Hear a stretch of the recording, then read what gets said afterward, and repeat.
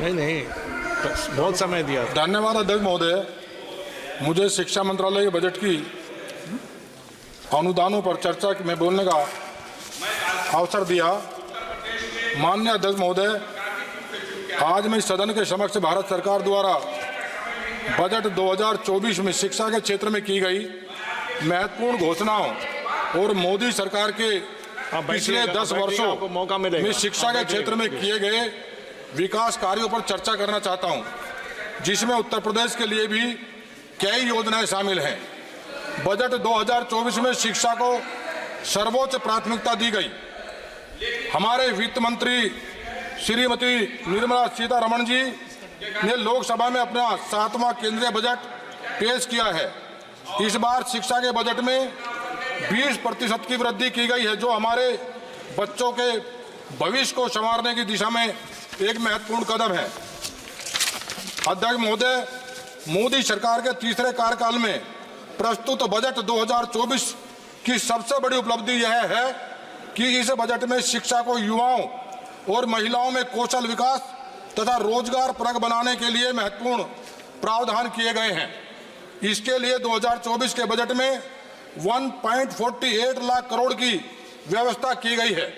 महोदय, शिक्षा के द्वारा ही कोई समाज सभ्यता के उन्नत शिखर तक पहुंच सकता है। इस समाज की सभी समस्याओं का दुनिया में एक ही उपाय है और वह है अपने समाज को शिक्षित करना। महोदय, मोदी जी के नेतृत्व में हमारी सरकार के द्वारा शिक्षा के माध्यम से युवाओं और महिलाओं के लिए विशेष प्रावधान किए गए हैं। नई शिक्षा नीति 2020 के उद्देश्य की शिक्षा को ज्ञानात्मक होने के साथ साथ रोजगार परक भी होना चाहिए। इस अनुशंसा का अनुपालन करते हुए इस बजट में विशेष प्रावधान किए गए हैं।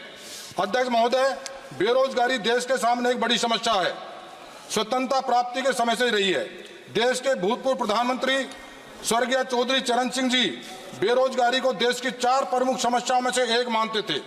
इस बजट के द्वारा बेरोजगारी की इस समस्या के समाधान हेतु युवाओं एवं महिलाओं को कौशल प्रशिक्षण प्रदान कर आत्मनिर्भर बनाने की दिशा में महत्वपूर्ण कदम है। इस अनुषंग से देश में युवाओं और महिलाओं में स्वरोजगार के अवसर पैदा होंगे, जो कि आज की परिस्थितियों में सार्थक एवं प्रासंगिक है।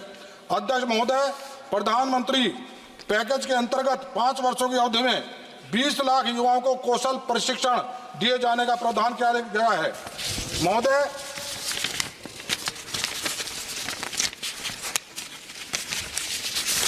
महोदय, इसके लिए परिणामोन्मुख दृष्टिकोण के साथ साथ 1000 औद्योगिक प्रशिक्षण संस्थानों ITI का उन्नयन किया जाएगा। भारत की शीर्ष कंपनियां 5 साल में 1 करोड़ युवाओं को कौशल प्रशिक्षण देंगी। साथ ही 5000 के मासिक मानदेय के साथ साथ 12 माह की प्रधानमंत्री इंटर्नशिप भी दी जाएगी। अध्यक्ष महोदय, बजट में युवाओं को शिक्षा ऋण की बहुत ही सार्थक योजना प्रस्तुत की गई है। इसके तहत घरेलू संस्थानों में उच्च शिक्षा के लिए 10 लाख रुपए तक के ऋण हेतु एक वित्तीय सहायता की व्यवस्था की घोषणा की गई है। महोदय, यह योजना देश के करोड़ों युवाओं के उच्च शिक्षा प्राप्त करने के अत्यंत सहायक सिद्ध होगी। जो उच्च शिक्षा प्राप्त करने से वंचित रह जाते थे, उनके लिए योजना वरदान साबित होगी। अध्यक्ष महोदय, हमारी सरकार के इस बजट में शिक्षा के द्वारा महिलाओं के कौशल विकास प्रशिक्षण पर जोर दिया गया है,